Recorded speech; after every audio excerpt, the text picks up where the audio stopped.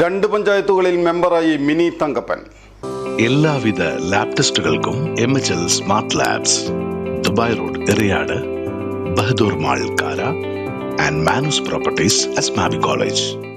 ഞായറാഴ്ച മിനി തങ്കപ്പൻ എറിയാട് പഞ്ചായത്തിലെ 4ാം വാർഡ് മെമ്പറായി സത്യപ്രതിജ്ഞ ചെയ്തതോടെയാണ് രണ്ട് പഞ്ചായത്തുകളിൽ മെമ്പറായി മാറുന്ന അപൂർവ ഭാഗ്യം സിദ്ധിച്ചത്.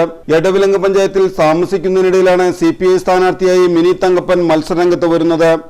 LDF അതുവരെ ജയിക്കാത്ത കോൺഗ്രസിന്റെ കുത്തക വാർഡായ 1ാം വാർഡിലാണ് കന്നിയംഗം കുറിച്ചത്. കോൺഗ്രസിനെ തോൽപ്പിച്ച് മുന്നേറിയത് കോൺഗ്രസിന് തന്നെ മനസ്സിലാക്കാൻ സമയമെടുത്തു. അടുത്ത തെരഞ്ഞെടുപ്പിൽ 1ാം വാർഡ് പോലെ കോൺഗ്രസിന്റെ ശക്തിദുർഗമായ 14ാം വാർഡിലാണ് അംഗത്തിനിറങ്ങിയത്.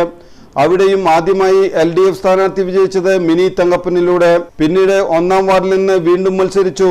ജനം വലിയ ഭൂരിപക്ഷത്തോടെയാണ് മിനി തങ്കപ്പനെ വാരിപ്പുണർന്നത്. ഇതിനിടയിൽ standing committee chairman, vice president എന്നീ സ്ഥാനങ്ങളും മിനി തങ്കപ്പൻ അലങ്കരിച്ചു. ഇതിനിടയിൽ എറിയാട് പഞ്ചായത്തിലെ 3ാം വാർഡിലേക്ക് മിനി തങ്കപ്പൻ താമസം മാറ്റിയിരുന്നു. എറിയാട് പഞ്ചായത്തിലെ 4ാം വാർഡിൽ സ്ഥാനാർത്ഥിയായി വരികയും കോൺഗ്രസിന്റെ സിറ്റിംഗ് സീറ്റ് പിടിച്ചെടുക്കുകയും ചെയ്തു.